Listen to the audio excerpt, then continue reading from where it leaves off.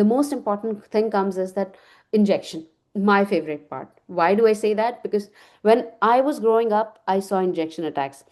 I'm all grown up, but when our kids are going to grow up, they're going to see the same kind of issues. They're just going to be going up and down, up and down.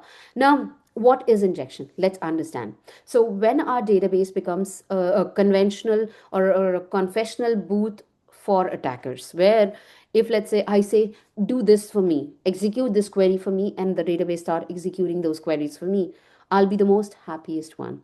So injection refers to a class of vulnerabilities where untrusted user input is sent directly into the interpreter, like SQL, or maybe command shell, or maybe LDAP, NoSQL, or even template engine. So injection is just not one issue. There are multiple issues which are associated with it. So here we are not properly validating or sanitizing. And as I mentioned earlier, as much as we talk about sanitization, we need to make sure we are sanitizing at the client level, we are sanitizing at the server level. Both are equally important.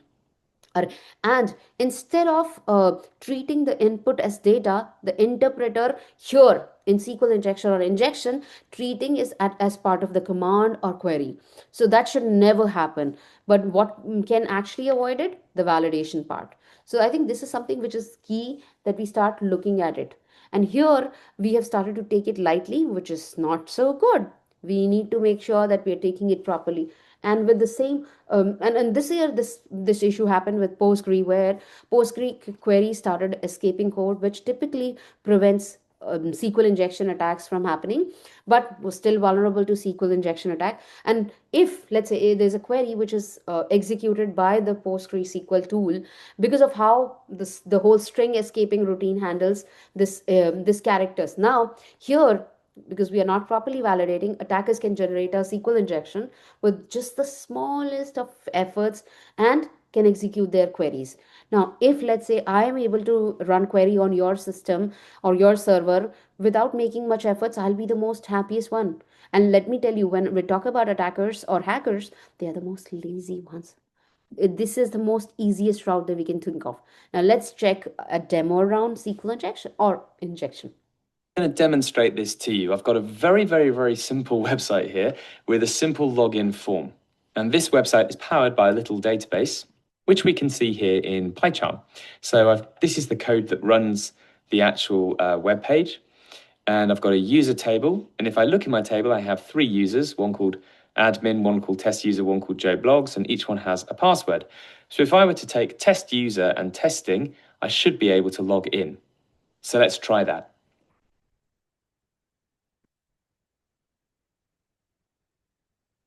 So I've put in the username test user and I put the password testing. So if I press login, that logs me into my very, very basic website and it welcomes me.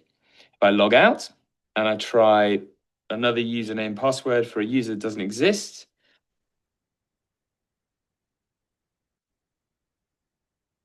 and I try logging in, this should fail because there is no Mike Smith user. And indeed that's failed, it told me that that's incorrect. So far so good, and it looks like you couldn't hack, even if you knew that there was a user such as admin, but if you didn't know the password, and I try and log in, again, it won't let me in. So let's try the SQL attach.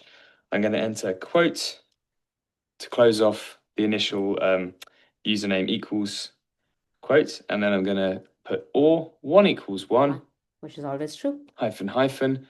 I can leave the password blank, and I'll press login, and it's logged me in. And notice it's actually logged me in as admin, and yeah, I didn't provide that as the user. And the reason it's done that is that admin is the first result in my table of users. So it will by default log you in as the first user. Thank you. All right, now what do you do? Always make sure you sanitize user input, use parameterized queries, use stored procedures. You make sure your frameworks are up to date, and then you need to create allow list instead of a blacklist. Allow list knows that these are the only things which will be allowed, and in blacklist you keep going on and you don't know where you're heading.